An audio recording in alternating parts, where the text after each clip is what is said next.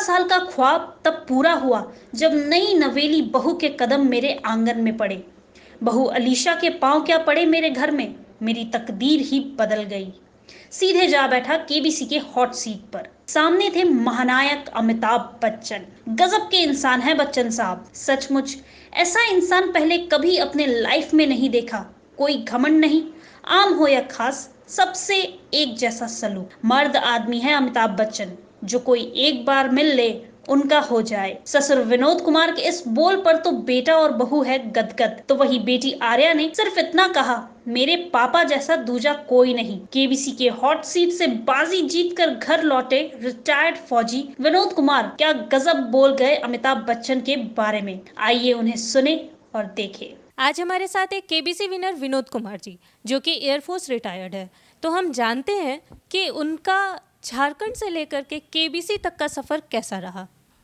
बहुत अच्छा रहा। फाइनली 18-19 साल का जो हमारा सपना था वो पूरा हो रहा था और एक बहुत ही पॉजिटिव एनर्जी के साथ मैं रांची से मुंबई की यात्रा किया और पूरे यात्रा में मैं बहुत इन्जॉय किया। सबसे पहले आपने मिस्टर अमिताभ बच्चन से मिला, तो उनसे मिल करके आपको कैसा लगा?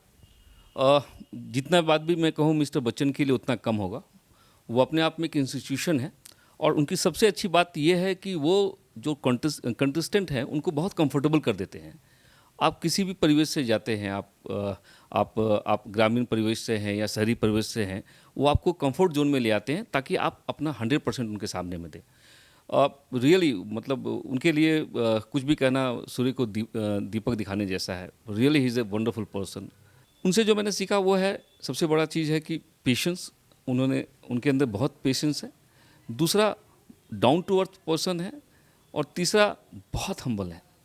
मतलब इतनी बड़ी शख्सियत, लेकिन आपके साथ जब बात करते हैं तो लगता है कि कोई आपके बड़े भाई हैं या आपके पिताजी के कोई दोस्त हैं, उस तरह से बातें करते हैं और आपको एकदम वो आपके सारे जो भी एक नर्वसनेस सो कॉल्ड होती है, उतनी बड़ा मंच, एक वो मंच, चारों तरफ लाइट्स, कैमरा, इतने सारे लोग, लेकिन और मिस्टर बच्चन, लेकिन वो अपने इस व्यवहार से लोगों को कंफर्टेबल कर देते हैं। उनसे जो मैंने चीज़ सीखा है वो ये कि विनम्रता एक बहुत बड़ी क्वालिटी है, वो सबके अंदर होनी चाहिए। इतने बड़े शख्सियत होने के बावजूद उनके अंदर जो विनम्रता है वो एकदम सराहनीय है और उसको हम सबको फॉलो करना चाहिए।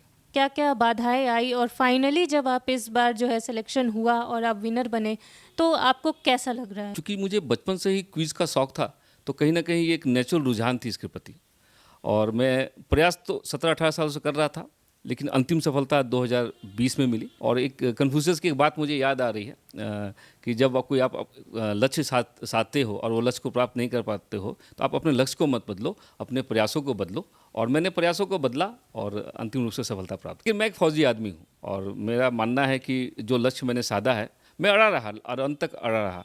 परिवार ने पूरा साथ दिया और मैं धन्यवाद देता हूँ सबको, बच्चों को, पत्नी को। और मेरे लिए तो मेरी बहू, जो मेरा बेटा का विवाह इस 11 दिसंबर को ही हुआ है, वो मेरे लिए बड़ा ही लकी साबित हुई, क्योंकि जिस दिन उसका शगुन आया उसी दिन मुझे फाइनली पता चला कि मेरा अंतिम रूप से चयन हो गया है। तो परिवार का सहयोग पूरा मिला है और तभी मैं इतने दूर तक पहुंच पाया हूं।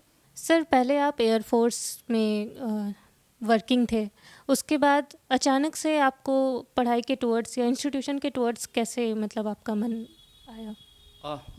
20 साल की नौकरी करने के बाद जब मेरी सेकेंड इनिंग शुरू हुई, जब मुझे लगा कि अब मुझे रिटायरमेंट के बाद क्या करना है, तो मेरे पास बहुत सारे ऑप्शंस थे। मैंने सोचा कि मुझे कुछ ऐसी नौकरी करनी है जहां मैं घर से करूं और शाम को वापस घर आ जाऊं। इसी संदर्भ में जब मैं ससुराल अपना गया था, वहाँ कुछ बच्चों को मैंने आर्मी की तैयारी करते देखी मैदान में, तो मुझे लगा क्यों ना इन बच्चों को मैं गाइड करूं। और वहाँ से मेरे दिमाग में एक आई कि मैं घर पे एक छोटा सा इंस्टीट्यूट खोलूँगा जहाँ पर उन बच्चों को जो सेना में अपना करियर बनाना चाहते हैं उनको मार्गदर्शन करूँगा और उनकी रास्ता को आसान करूँगा। और इस तरह से मैंने एक कोचिंग इंस्टीट्यूट की शुरुआत की और मुझे बहुत जल्दी एक पहली सफलता मिल गई जब मेरा एक बच्चा एयरफोर्स में ऑफिसर बन गया। कि चेहरे में जो खुशी थी, एक्चुअली में वो खुशी देख के मुझे बहुत खुशी होती है। मुझे बहुत ज़्यादा खुशी हो रही है कि पापा जिस चीज़ के लिए पिछले 20 साल से प्रयास कर रहे हैं वो फाइनली उनने कर लिया और मुझे भी मौका मिला उनके एक्सपीरियंस का भाग बनने का। तो इससे ज़्यादा खुशी की बात और कुछ नहीं हो सकती। We all are very proud of him. ये मैंने अपने पापा से सीखा कि होप बहुत इम्पॉर्टेंट चीज़ है, डेडिकेशन बहुत इम्पॉर्टेंट चीज़ है, बस ज्ञान होना ज़रूरी नहीं है, बट उस जगह पहुंचने के लिए वो जो सीढ़ियां होती है उसको पार करने के लिए आपको बहुत ही संयमित रूप से अपने आप को पेशेंटली रखना चाहिए कि आप वहां तक पहुंचे और वो सफलता प्राप्त कर पाए।